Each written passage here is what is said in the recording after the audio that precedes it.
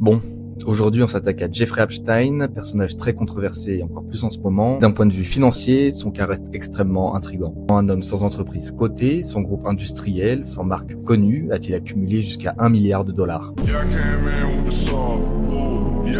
Jeffrey Epstein se présentait comme gestionnaire de fortune privée, pas de hedge fund public, pas de fonds d'investissement médiatisé, mais son principal actif, lui, c'était pas une société, c'était son carnet d'adresses. Dans les années 1980 et 1990, Epstein développe des relations avec des milliardaires, des dirigeants d'entreprises et des figures politiques. Il adopte un modèle très particulier, peu de clients, mais des clients richissimes. Contrairement aux gestionnaires classiques qui travaillent avec des centaines d'investisseurs, lui, de son côté, affirme gérer l'argent d'un cercle restreint de grandes fortunes. Son positionnement lui permet de facturer des honoraires élevés et de négocier des commissions importantes. Selon les enquêtes journalistiques, ses revenus seraient reposés sur plusieurs piliers, des frais de gestion privés, des commissions sur les investissements, des structures offshore et des montages financiers internationaux. Mais étrangement, très peu de dossiers financiers ont été partagés au public. Contrairement à un entrepreneur classique, on ne retrouve ni chiffre d'affaires clair, ni entreprise identifiable, ni bilan publié. C'est cette opacité qui rend les choses encore plus intrigantes. Ce qui est en revanche bien documenté, ce sont quelques-uns de ses actifs, comme un manoir à Manhattan, estimé à plus de 50 millions de dollars, une île privée aux Caraïbes, achetée pour environ 8 millions, plusieurs propriétés en Floride, au Nouveau-Mexique ou à Paris, des avions privés, des structures financières internationales. Bien que l'immobilier représenterait plusieurs dizaines, voire centaines de millions de dollars.